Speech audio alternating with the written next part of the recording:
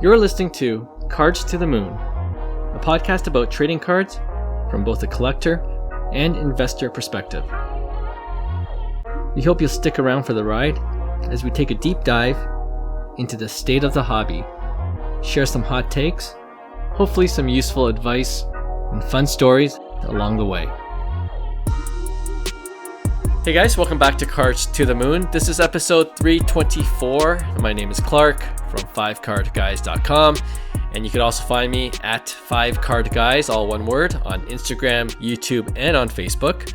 Co-hosting with me, as usual, is Hyung, who is at Hyung on Instagram and YouTube.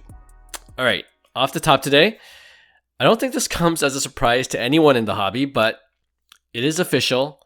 There will be NBA debut patch cards for this year's rookies. And if you're not familiar with them, it's similar to the MLB debut patch in that any rookie in the NBA this year will wear an NBA debut patch on their jersey during their first game ever.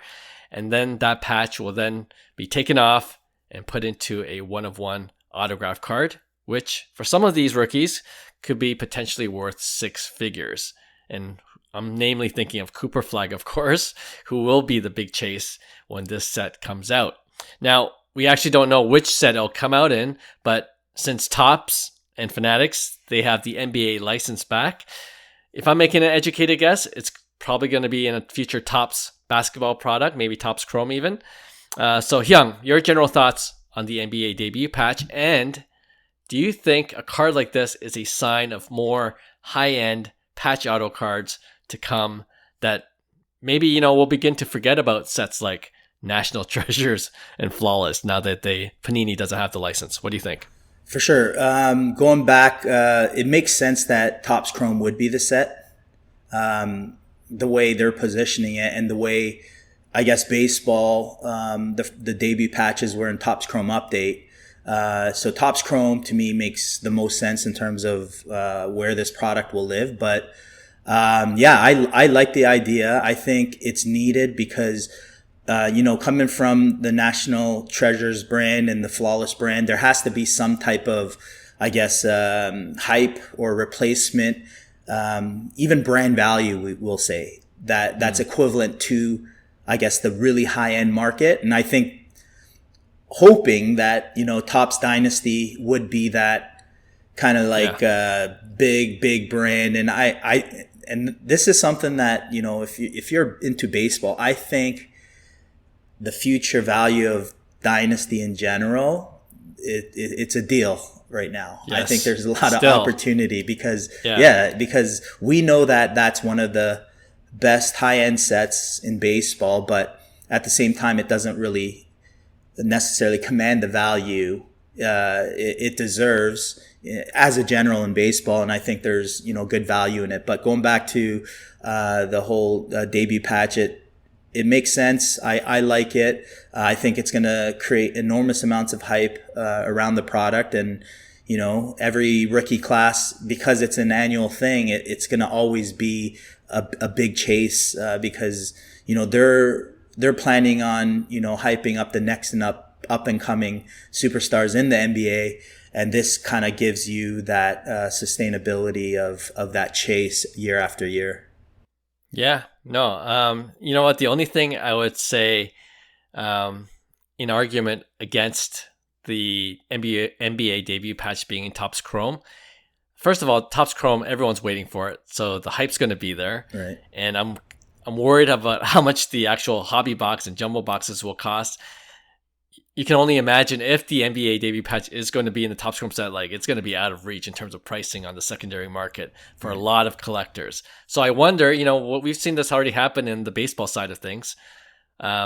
These big chase cards being put into historically lesser desired products like Topps Chrome Update for the MLB debut patch. So maybe, I don't know, if basketball, now that they have their license back, like I said before, they come out with a maybe not diamond icons because it's related to baseball, but like a Topps Tier 1 basketball. Right. You know, the Topps Tier 1 baseball isn't a big deal, but they put that Zard knob, Evan Longoria's Zard knob in there just to get people to buy that product. Maybe they do something similar to basketball. They have a Topps Tier basketball, not as desired as much maybe, but if you put an NBA debut patch chase in it, guess what? People are going to buy it. Yeah, for sure. And I think now that you mention it, the Topps product would have been that kind of ideal, the paper, Topps paper, but then I guess timing of the release compared to the draft would be an issue. I don't know if that would be a logistical issue, but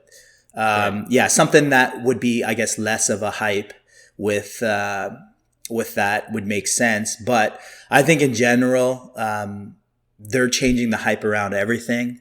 So whether it's in Topps Chrome or Topps, it's every set and release is going to be hyped, at least as long as Victor Wembanyama's autos are there. And, you know, even in this year, I think, you know, Dylan Harper, number 2 pick, there's a lot of hype around, like, if you think about San Antonio spot and breaks, how ridiculous, right. You know, the pricing is going to be. So I think just the whole ecosystem becomes just inflated with hype.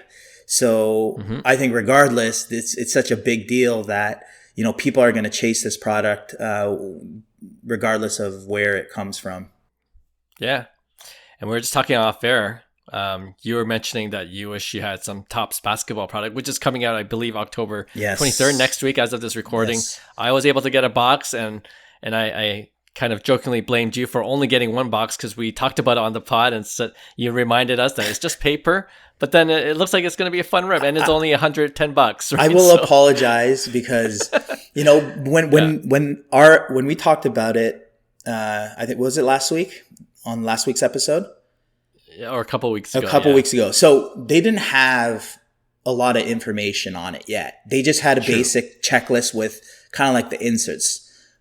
Till then, they've launched more of a detailed, I guess, breakdown of how and what's in it. And it looks like there are enormous amounts of parallels in this paper product too. So I think they doubled up everything to number to 250. So more along the lines with Topps Chrome, rather than typical baseball paper where, you know, it ends at vintage stock or advanced stat, I guess, would be kind of like the out of 299, the one that, by the way, it's worst card, advanced stats, like as a parallel, like worst. So, but it seems like the Topps paper, going back, it's like you should have bought 2 boxes. I know. What was he thinking? And you know what? Maybe I'm going to blame a little bit on Will and Roy because they're like, oh, it's paper. I don't think they got any boxes because it was just paper. I would have jumped on it, especially at that price point. I think the secondary market is going to be where the real ripoff is because, like we said, you know, we've been frustrated with Topps paper product in the past because even in the hobby box, you're not guaranteed an auto. It's auto or a relic. And the majority of the time, you're pulling the napkin patch relic, right? So exactly. Just warning. Get ready if you're a Topps or if you're a basketball card collector and you're not as familiar as with the Topps product because you're just coming into the hobby. Fair warning, just like Hyung mentioned, you'll probably get a relic, okay? And it's not going to be worth that much, but then you'll be able to empathize with us Topps baseball card collectors. But yeah, you know, I'll be ripping when I get it. I think on the secondary market, it's already going for more than 2x. But don't worry, guys. I'm ripping. I'm going to film it, and you can see how beautiful my relic card is going to be, okay? So that's coming soon enough. All right, let's move on to hobby headlines. Okay, so this week, I want to cover a few mini headlines in hobby news, and we'll speak on them one by one. First, I think this might ruffle some feathers, and I almost wish I had Will here to discuss this because I know he hates grading.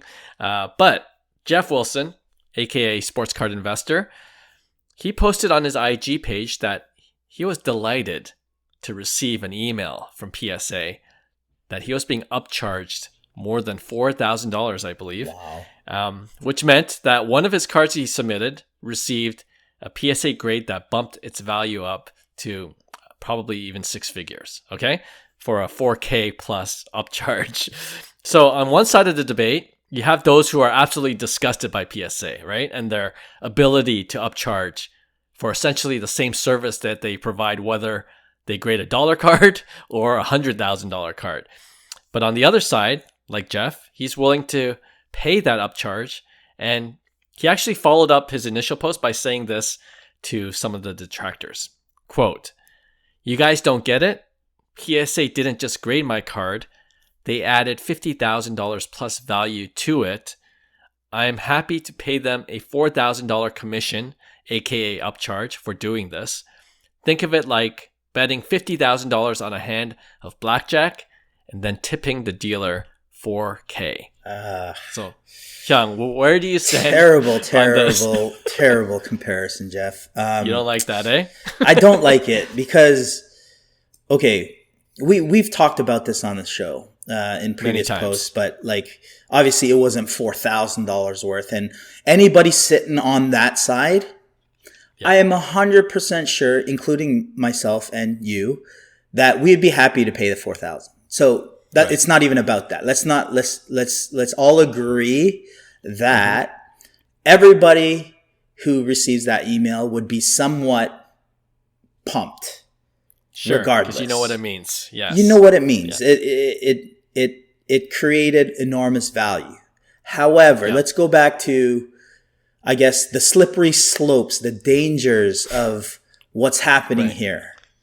You know, and for me, there's two things. One, you're upcharging based on current market values. So if it drops below that value, does that mean you get credit for the loss? So the service value goes down, or is it always whatever at that time and there's no kind of take backs?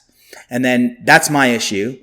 Second is, again, it's so subjective. We've been in a market where the grading doesn't make sense. We've seen it multiple times and I've been a testimony to this, where I've submitted the same car twice and received two whole different grades, all the way ranging from a PSA 7 to a PSA 10. So for me to have that in the hands of PSA and them controlling what they would want to monetize based on grade doesn't necessarily favor or do justice for the card community of what transparency and what we're dealing with. Because if they're receiving commission and they're in charge of that commission, that's the slippery slope I'm talking about. And for me, it's right. It's going back to, okay, what are we paying for in terms of service, right? What are they giving in return, right? And that should be the end of it. What happens in the secondary market should definitely have nothing to do with what service PSA provides, and they should not upcharge. That's ridiculous to me. But like I said, you sit on the other side, you're happy to pay it. Right. And that's where I guess we got to do better in terms of the market, whether it's price capping something, you know, in terms of, I understand that concept. Okay, it brought value, but ultimately PSA is controlling value then. And to me, that's crazy. It to me, there has to be some kind of leeway. $4,000 upcharge is ridiculous. That's a lot. And it seems pretty arbitrary to me that's 4K based on, like you said, the current market value, which is also subjective, right? So, if you read some of the comments, some of the solutions, and I'm curious to see what you think. Some of the solutions are like collectors saying, starting in 2026, I'm only submitting to Beckett because they don't upcharge, right? And you know, if more people do that, I get the point. If more people do that, then PSA will have to be forced to change their behavior and their policies just to compete. The reality of that happening, probably unlikely. You know, you need a lot of people to go to Beckett. I'm on board. If we have a petition, let's go to Beckett. And you know, I don't mind the BGS grades. But yeah, again, like the likelihood of that, I don't know if that is a realistic I think it can be, because now think about this. If let's just say I submitted the same card that Geoff submitted, right? And he has a value, $100,000 value on that card or whatever it is. Yeah. Me knowing that, am I going to try submitting PSA, or do I go to Beckett and get somewhat of a similar grade? And will that ROI or that risk be a lot better? Because at the end of the day, what would you as a consumer value a $100,000 card, whether it's a BGS 9.5 compared to PSA 10? I know for me, there's a huge discrepancy in price difference in, like, let's just say sub $1,000 cards on PSA versus BGS. But when we're dealing with a $100,000 card, I don't see a big difference between a PSA 10 and the BGS 9.5, especially if they're super rare, right? In terms of pop count. And now we're just looking at it as, okay, does a 50% retraction on a $100,000 card make sense on a BGS 9.5 compared to, a PSA 10? $500? Yeah, maybe. You see what I'm saying? $50,000?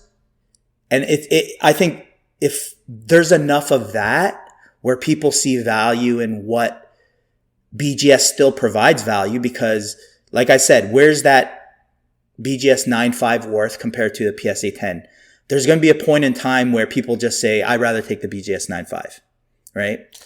Yeah, but why would a seller go to BGS if they know they could get a card for $100K, and if they go to BGS 9.5, it's $50 or even $60K? Right. I mean? Well, that's the thing. You don't know if you're going to get that grade. That's the problem with PSA, especially if it's a lower grade card. Yes, you just basically use Geoff's comp, as value, really, because it's no different than, okay, if a PSA 10 is worth that now, because Geoff set the comp or whatever PSA valued that at, I have a better idea of, I'm not going to send this with the potential upcharge of even $2,000 or $1,000 because I might get a PSA 9, for instance. Right. And then it's like, hey, you know what? This has a good chance to get a, BGS 9 or BGS 9.5. I'd be happy with paying the $20 or $50, whatever it costs, and not take that chance. Well, I'm not saying that I would necessarily. I would say that would be the argument of kind of like, okay, where's the value at this point? There has to be a point in time where we're like, okay, this is ridiculous. And I like the idea. It's like, I want everybody to go to BGS and grade their cards because the value's there, or buy, right? Yeah. I'm still having a hard time seeing that scenario play out just because of the tremendous value that PSA currently gives. Right. But kind of to your initial point, in terms of it being a lot of it based on current market value, like if you don't sell and it goes down, obviously you're not going to get that money back, that upcharged money back. PSA, there's no policy in place that says we're going to give you 4K back. Right. So I think in the meantime, and I don't know if this is a perfect solution or a solution at all, but I feel like PSA should provide an additional service because they have their eBay account and they have their vaulting service, that they would sell it for a certain amount. If you're going to upcharge 4K as a collector / investor, the only way it's worth 4K is if you get to, liquidate it, exactly, right? So say I'm happy to pay the 4K upcharge, but click of a button, put it up on auction, and if it sells for 100K, then take the 4K off that. So, right, give you like a rebate. Sale. Yeah, right. That ain't happening. They're double dipping. Like, that's a double dipper. They make 4K off the grading plus the commission off the sale. I mean, what is the alternative? That's my question, right? Like, just say if I want to keep it, I don't think it should be a 4K upcharge. Do you know what I mean? Like, if I want to it's for my PC, right?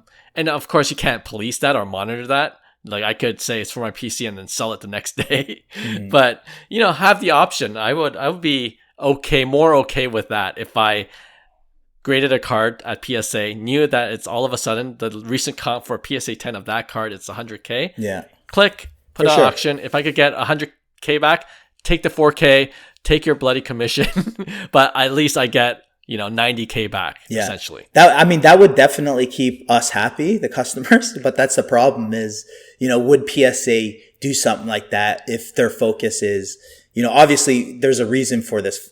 It's going to definitely help top line revenue.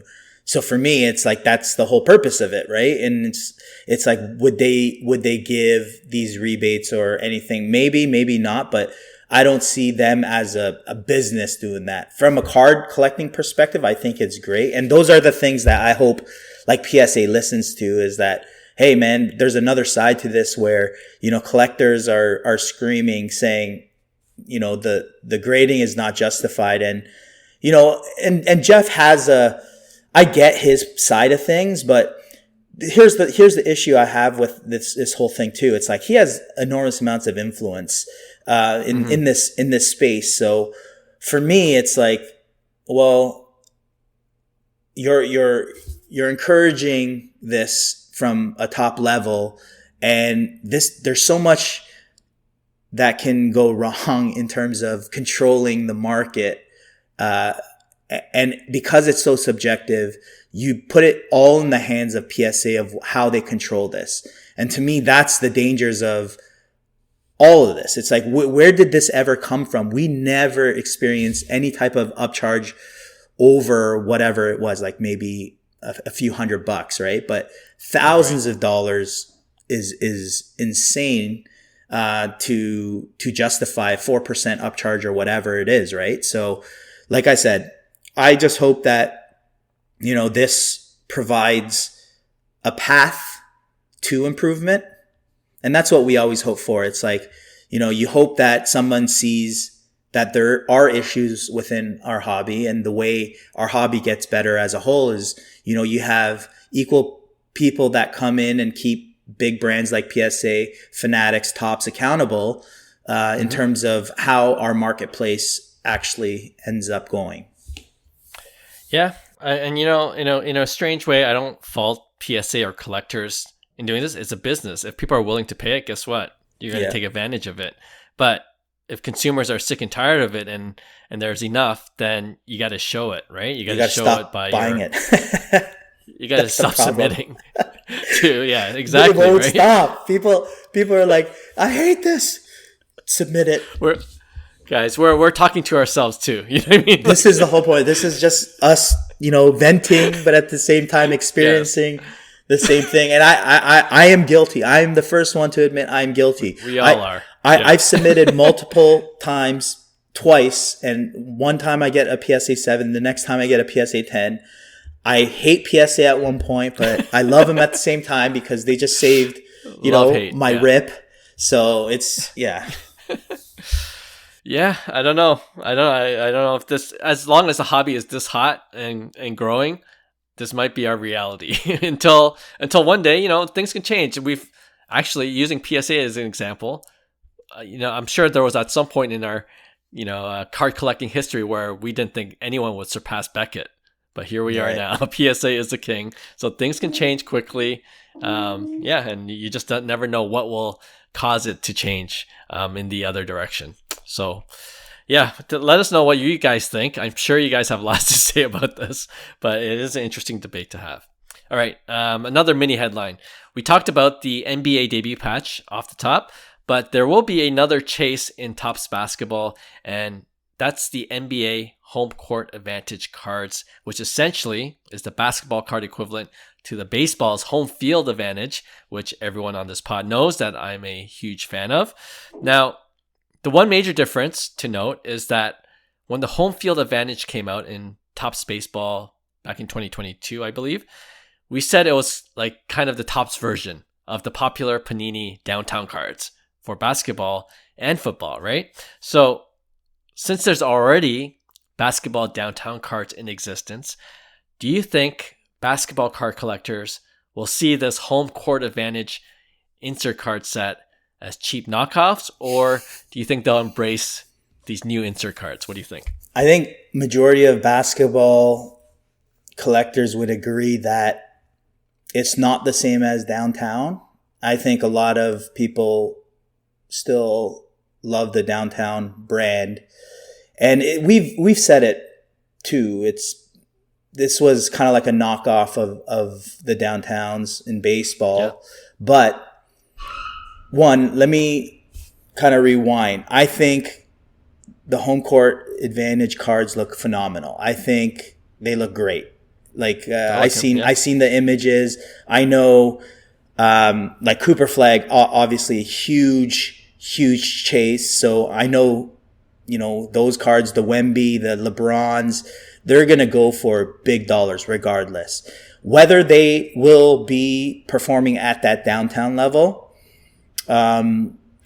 it's to be determined, because downtowns go for, thousands sometimes, as opposed to home field advantage cards on the baseball side, they go for a couple $100, right? So I think it's going to be somewhere in between the two, because like I said, we're introduced to Topps in basketball right now, and that's the hottest thing. So everything within that set is going to be a big chase. And I think as long as the rarity's there, I don't know, I didn't do a pop count check, but it seems pretty rare still that the home court advantage cards will be somewhat rare. So, and those, as you know, they're very difficult to grade. They're not Topps Chrome, they're foil.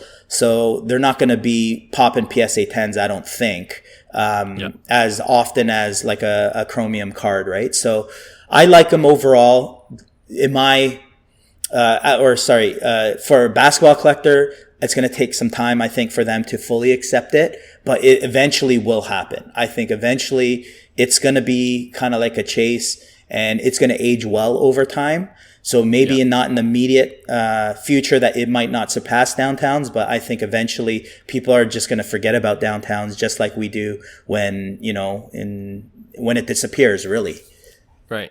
I mean, if Panini can still put downtown cards, but it will be unlicensed, and I don't think there will be a lot of interest for that, right? I would say there would be some interest, because we see downtown cards in baseball, non-licensed, that there's still a demand for them, right? Sure. But like I said, I don't think it's going to be like a massive, like we've already witnessed how important licensing was. We've discussed this in previous pods, and we've been saying this since our first episode, that we stay away from license, and guys like Will would kind of push us towards the unlicensed Panini baseball at times, but it's there is a market, but I like, for me personally, I'm not interested. I'm in the same boat as you, but with basketball card collectors, and the reason why I asked this is I feel like they're primed to accept a home court advantage insert cards more so than baseball card collectors were. Right? Yeah. And even now, we see it in the value. Like you were saying, I could get, some of these. I was able to complete that 2022 set, under $1,000. Yeah. All 30 cards. Good luck trying to do that for home court advantage. Good luck trying to get LeBron James home court advantage card for, like, I don't know. It's going to be hundreds, if not 1,000. I think. Let me ask you a question, Clark. Now, because you collect home field advantage, do you think that the baseball home field advantage market will be affected by basketball's home court advantage? Great question. And shout out to Clever Cuban Cards, because I was about to bring this up, and he kind of asked that same question. He thinks that what basketball card collectors do, they somewhat set a trend, and it might impact the value of the baseball home field advantage, kind of, I think, what you're alluding to. Okay. Obviously, I'm hoping that's the case, because I just completed a set and the value will go up. But I can see a scenario where that might happen, with Topps basketball card collectors coming on board, and then people really starting to collect home court advantage from this year forward. People can look back and say, hey, what? There was a home field advantage? Like, I honestly don't think people pay much attention to the baseball home field advantage cards as much. Right. Yeah. Whereas if you go to card shows anywhere in North America, downtowns are everywhere. Like, people want it. Sure. It's so liquid. I think if that scenario plays out for future home court advantage cards, I think for baseball, and the home field advantage is licensed, I think there might be a nice secondary effect in terms of its value. Right. And here's one thing I hope Topps kind of does with these, and this is, I'm iffy with the baseball. I don't like that they've done both paper and chrome in home field. Yes. Like I think you need to pick either or, and don't do it in Chrome if you're gonna put it in paper, or don't do it in paper if you're gonna put it in Chrome, right? That's the only thing. Yeah. No, I'm glad you brought that up, because in baseball, 2022 and I believe 2023 are only in paper. Right. Okay. And 2024 and 2025, you have both in paper and Chrome. So, and it mixes up a lot of people in terms of value. Like it looks so similar, especially with the shine. But the value is obviously more expensive in Chrome, and it is more short printed in the Chrome version. So, I'm sure if I'm going to guess, I feel like basketball is going to go the same way. Although I agree with you. I wish they would just pick one, paper or Chrome. Yeah. I mean, it does give you a layer of, I guess, your base and then your Chrome version of that. So I could see it as, okay, I want the Chrome version versus the base version, in that sense. But it looks so similar. It's too similar. Yeah. And then, like there's no color parallels though in it, right? For the Chrome, there's only the Super. Okay. For baseball, Superfractor. So I could see this happening. I could see them starting to color them. You know what I mean? And that's what they started doing with SPs and Chrome on the baseball side. We used to have just SPs in general, and then all of a sudden you have all these different variations with colors. So I don't know. I mean, I think they would look amazing, like a gold home court advantage. Like that's pretty badass. Like, or a red, like stuff like that, where if we're going to go that route, I'd rather it Chrome than paper, but paper. Sure. Yeah. I think you just predicted something that will definitely happen in the future. Yeah. But you're right. I mean, I have a Bobby Witt Superfractor home field advantage. Great buy. It looks amazing. Great buy. Amazing. Yeah. Okay. Last thing I want to talk about in this hobby headline section is, we last episode with John, we had a little fun discussing Topps Chrome's partnering up with the SpongeBob IP, right? And then we also had fun talking about Topps Chrome with Disney. Now, Topps Chrome will be collabing with Labubu. Oh man! Right? And if you don't know what Labubu is, you just Google it. But it's a trend, and these cute or ugly cute, I guess, dolls have also caught on with celebs. So Hyung, what do you think about this partnership? This is interesting. I don't know the Labubu market, but I've seen people go crazy over it. I don't know what the hype is, but this one's tough for me. I just don't know why they would do something like that other than trend. Maybe it's tying culture all in together, saying that Topps Chrome is going heavy in pop culture. They're going heavy in, whatever's trending. But yeah, it makes sense if there's such a strong demand in terms of the Labubus as a collector perspective, because I believe that's what they are. They're expensive because some are rare, or I don't know what the deal is, but I assume that's the case. It would kind of be the same trend in Labubu cards, but like I said, I don't know. I don't know anybody that really collects. Like I guess LeBron James. Is he a Labubu guy? He's been shown carrying a Labubu on his bag, and Blackpink members, right? So I see. Okay, yeah. So it definitely is. It's an accessory for them, right? Yeah.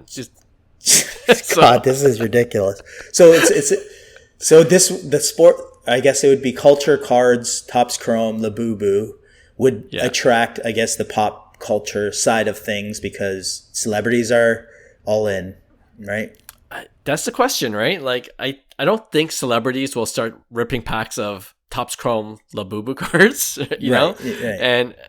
And I guess it's to be seen. I think it's more likely that other card collectors that are into non-sports might go for Labubu, right? Well, let me ask you a question. Do you know, by chance, the demographics between male and female in Labubu? I don't, but I'm going to guess that's primarily female. Primarily female. That's what I would think. But then collecting in general would be, I would say, a male dominant. Yes, thing, still, right? For sure. I guess, I in our separate TCG pod chat group with Will and Roy, I think we're going to try to get one just because of the it's so hot and it's trendy. But at the same time, I think we realized that if you're going to get one, it's a quick flip. Yes. Right? So, but I mean, I looked at the cards. If you're into pop art, pop culture, they look pretty nice. I'm going to admit. For me, it catches my eye. You know what? I don't like... Yeah. It makes sense, because I think the Topps Chrome product is so hot.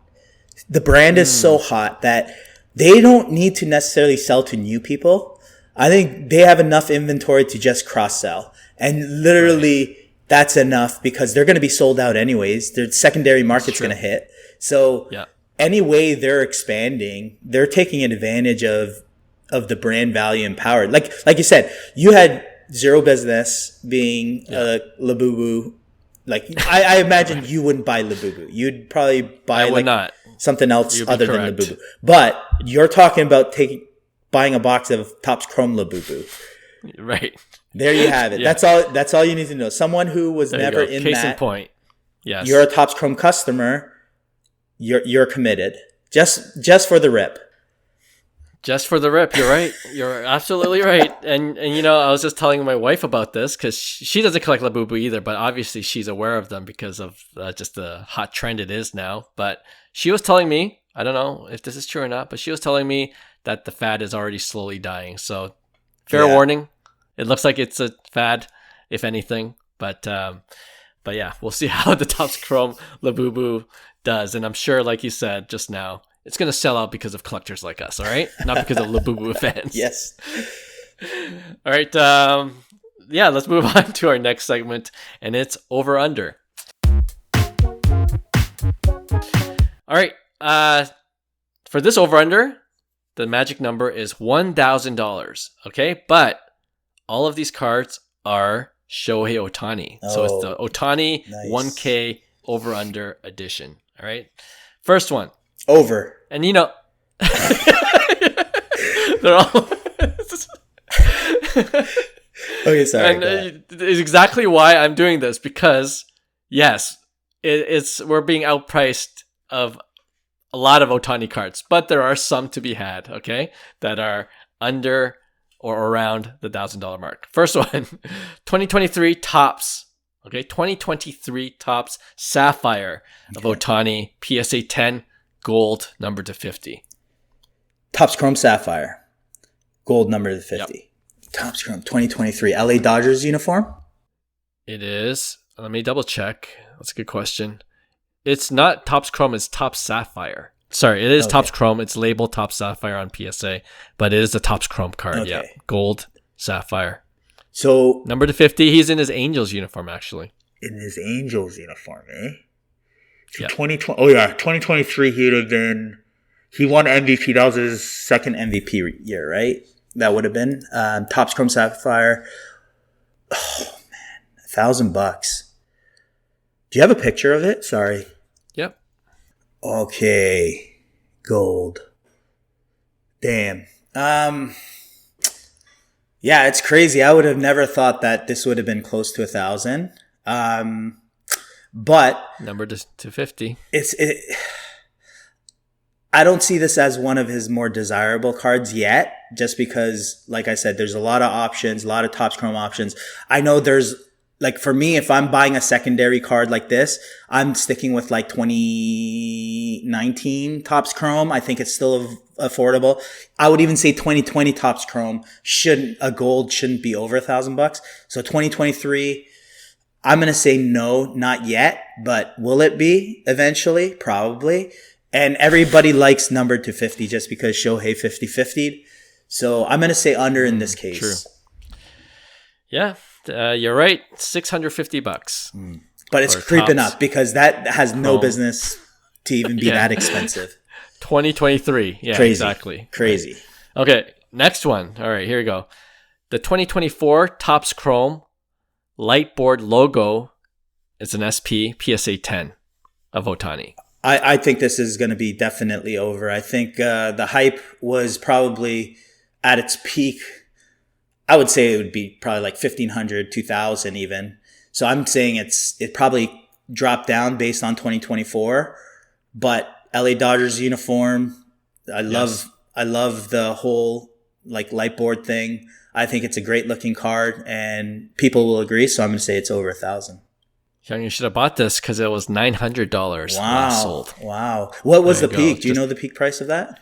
I don't, but and the pop count? I could look into it. Pop count for light board logo is it's pretty rare, right?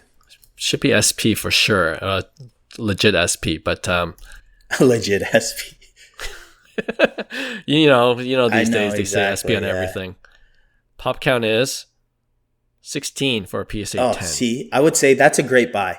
Not a great buy, but I would justify that $1,000 price tag compared to the other Topps Chrome Gold that we talked about, the 2023 Topps Chrome Gold. Yeah, to your point, Topps Chrome Gold Sapphire obviously numbered to 50, so there's only 50, but the total population graded is 41 for this light board logo. Right, which puts it like similar. I would say a little more, but the PSA 10 would separate that factor of rarity. Yep. All right. 2 more. The 2018, we're in this rookie season now, okay? 2018 Topps Chrome pitching refractor in his white uniform. His rookie card, PSA 10. It's the refractor. PSA 10, which is crazy. These are all PSA 10, by the way. Yeah. Flagship refractor. I'm telling you, any numbered card in those are what we talked about before. Like, hey, these are great opportunities, like paper, chrome numbered, the 700, white jersey, red jersey. I know. Yeah. And then this is just a non-numbered refractor. But I'm saying based on those trends, the numbered cards, they skyrocketed. And then, obviously when a player gets hot, the base chrome and the refractor, PSA 10s and prism refractors, sepia refractors, all of them kind of follow. I'm going to say it's over $1,000 in this case. It's good reasoning. It sold for $1,325. Crazy.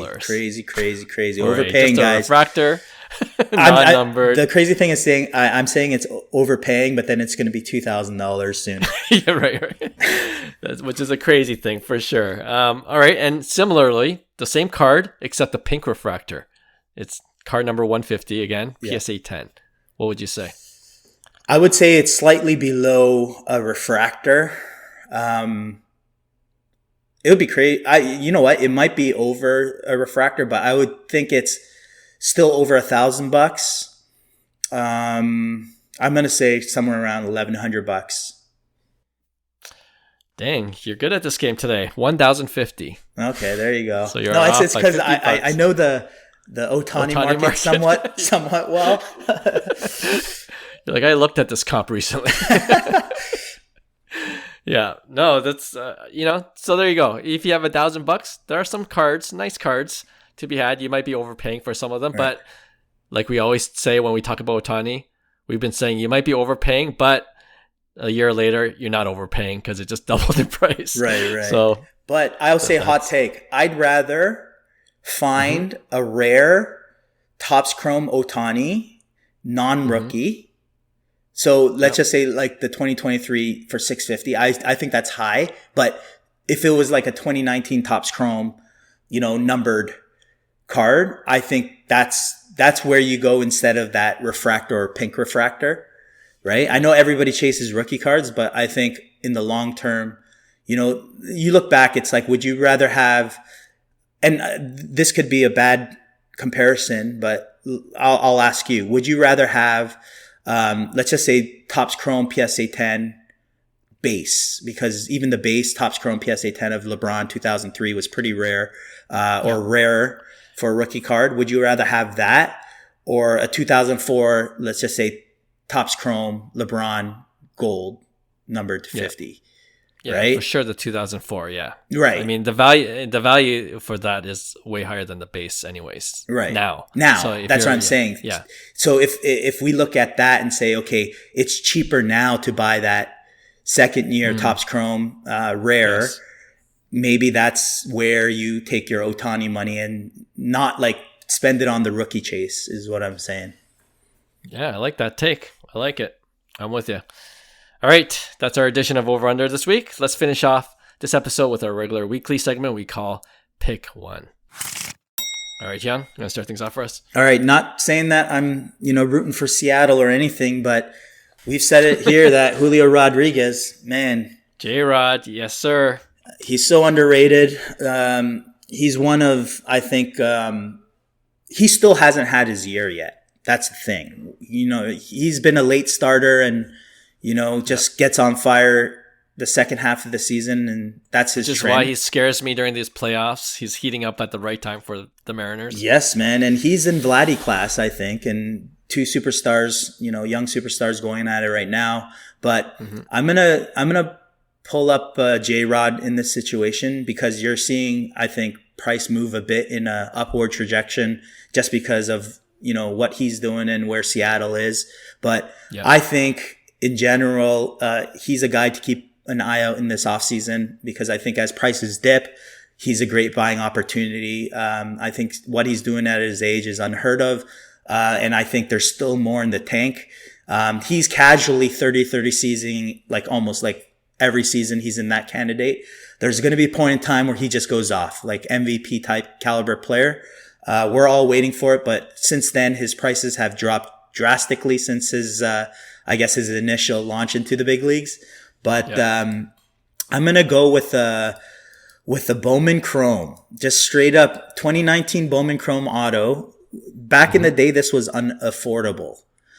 A BGS 95 True Gem, a base Chrome auto, 2019, sold for $450. Okay, so True Gem. So great value there, a BGS, right? Is this his first Bowman? First Bowman, just base auto, but $450 for a True Gem Plus. Not bad. Yeah. I'm going to pair that up since we talked about, home field advantage and potentially the upside it has, especially with the basketball coming in. 2025 Topps Chrome home field advantage. So it's a Chrome version. I know he has a rookie card in the home field advantage, but this is a Chrome PSA 10, population 2. Okay. So only 2 exist. $499. Sorry, what card was that? The Topps Chrome home field advantage of Julio. Okay, got you. Yeah, so $499 for that. So basically same price, under $500. You have his Bowman First Chrome, BGS 95, kind of boring, right? And then you have his home field advantage Topps Chrome that we just talked about. But the Bowman Chrome is autographed. Yeah, it's an auto with Bowman First. I know what the logical brain tells you. I mean, I don't know. Is there a trick to this? For me, it's easy. It's got to be, even though it's boring, the rookie auto, the first Bowman Chrome auto, like that's my default for cards. And I know you're trying to play off my love for home field advantage, right? It's okay, but my love for first Bowman Chrome autos is stronger. Okay, so I'm going for the first Bowman Chrome auto base Bowman Chrome, which makes sense. I think long term, that's the right play. But do you think that there might be an opportunity for this home field advantage card to be worth more than, that Bowman First Chrome? Maybe not in long term, but short term.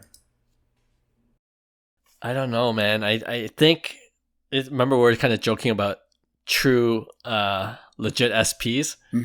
I just think the home field event, actually the Chrome version might be more of an SP. I don't think the paper home field advantage is true SP. I think there's been a lot printed. Right. So maybe the Chrome can be, but there is the superfractor that's available for the Chrome home field advantage of that year. Yeah. So I think that'll have the ultimate value. And because there is a superfractor out there, I think it diminishes the value somewhat or caps the value somewhat of just a regular base Chrome home field advantage for that year. So that year it is a pop 2, right? So PSA 10 is pop 2, but do you think it's only because people haven't submitted it yet? I think that's part of the story. Yeah. So the pop count should increase, and it's not. Is there a lot of PSA 9s? I don't know. I don't think there is. Here, let me just quickly check. I do have it. Yeah. So I'm just throwing it out there. There's one PSA 9 and two PSA 10s. Okay, so it's that a tells true me SSP. Yeah, but no, that's true. Like really true. Like we're talking. I'm thinking there might be like definitely under maybe 25. No, wait. So you're looking at the 2024 Topps Chrome? Yeah, 2025. Oh, 2025. Okay, still Still? SSP. Yeah, yeah, for sure. I think because it's the second year as well. Yeah. Of the Topps Chrome, there's a 2024. Right. So it's like a second year of an insert card. Yeah, I'm gonna stick with the base Chrome auto still. All right. Well, I couldn't convince you. But yeah, nice looking card though. Yeah, nice and you know what? It's interesting because for me it was basically two different purchases within a week. And it's two different ways to spend $450. So I thought it was interesting. For me, it's a no-brainer. It's like you're going with the Bowman Chrome. Like think of Mike Trout, Bowman Chrome. Like that's what we're talking about. You know, those used to go for $5,000, like just his base autos. That's what you're dealing with in terms of Julio. I think Julio's gonna, eventually get up there, but I think it's gonna be a slow climb. And because there are so many out there in terms of his base autos, I wouldn't say so many, but a lot more than, let's just say, a rare card. I could see both cases, but I'm still picking the first Bowman Chrome auto if I'm spending $500. No brainer. I think it's a great price. Yeah, you know what? I think some people aren't even aware that it's gone down that low for J-Rod's first Bowman Chrome base auto. Yeah. So if you're listening to the pod, go get yourself a nice. And I just checked this out, Clark. It looks like there are a lot more of those Topps Chrome floating around. Like in terms of raw. They're just raw. So that going back, that pop 2 is going to go probably to pop 30, 40. Climb. Yeah, for sure. I agree. Yeah. I agree. Yeah, no, good point that you made though on those two cards. I like it. Okay. I'll end off the show by going back to the Ohtani comparisons, but I'm going to up the budget a little bit from 1K to about almost 5K. Okay. So, and I like to bring this up and you'll see why every once in a while.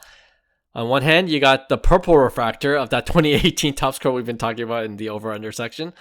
But obviously the purple refractor is numbered to $299 PSA 10.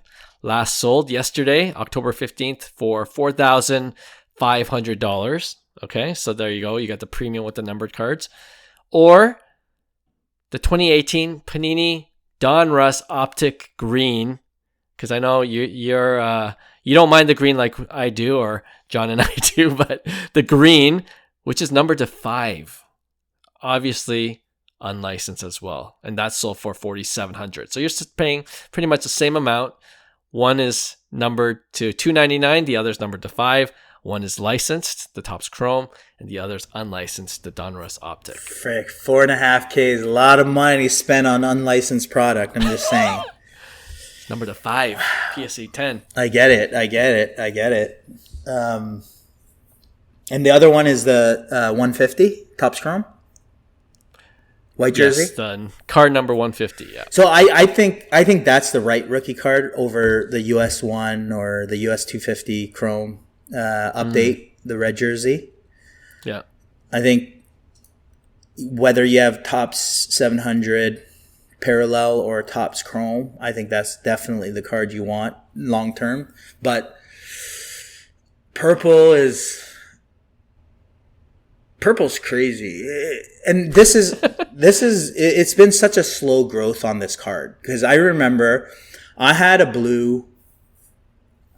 true blue refractor of Ohtani. This is before his MVP season, probably, or maybe it was near or during his MVP season. And that blue was selling for $3,500, $4,000 at the time, which I thought, wow, that's crazy. It's a really good price in this Ohtani market, and then it kind of stayed there while every one of his cards kind of went up. Those Okay. in particular, Chrome, white jersey, they didn't really necessarily go up at the same rate that other cards were going up. And it's finally gotten to a point where the purple, I guess, passed the blue in pricing, but that's been a few years. So I think right now it's really expensive for a purple PSA 10. Like, we're talking, wow, like it finally got there, but it took a long time. I think you're buying high on this card. Regardless, you can't do the unlicensed, regardless of the number. Maybe if it's a superfractor or the a vinyl or whatever they call it in Panini, but I want liquidity, and I think you're gonna definitely get it with the purple refractor PSA 10. So that's gonna sell easily whenever you want. Yeah, I guess so. I mean, for this case, and who knows when the next green, if this guy with the 5 of 5 sells, when that'll sell next, but they both sold on the same date. Yeah, it's crazy. Let me ask you a question. Where was the green sold? Was it auction? Green was sold on eBay. As a buy it now or auction? As an auction, yes. As an auction on eBay. And then the same with the eBay? So, yes, Probstein auction. So I would say the only way that unlicensed card, I would get it, I would have to sell it at a known auction place. I think you got to have the right eyes on it, and you got to have someone that absolutely knows nothing about cards overpaying for this thing. And then you will win. And there are a lot of people out there that fit that boat because they have FOMO. So I think both have potential for sure, but I think the liquidity of the purple is I could put it on eBay and then flip it the next day for a profit. That type of liquidity is what I want and what I like about the purple. So I'm going to go with the purple. Yeah, it's a purple sweep. And for me, it's as simple as it's a Topps Chrome. It's the image. It's like you said, that's the card you want for a non-auto Ohtani in his white jersey pitching. So that kind of is the triple bonus marks for that card. But I can see how 5 of 5 be very appealing to some collectors out there, the rarity. But if you look at it, it's like red pajama shirts, right? Uniforms. So not a big fan. All right, that's our show for today. Thanks again for joining us. We appreciate you guys, and we'll have a brand new episode for you guys next week. Talk to you then. Bye. Hey, thanks for listening to Cards to the Moon. We'd really appreciate you subscribing to our podcast wherever you listen to your podcasts. And you can also connect with each of us on Instagram at 5cardguys, or you can follow Hyung at Integrity Sports Cards, or John at TradeU at Recess. You can also check us out at 5cardguys.com. Thanks again, and hope to connect soon.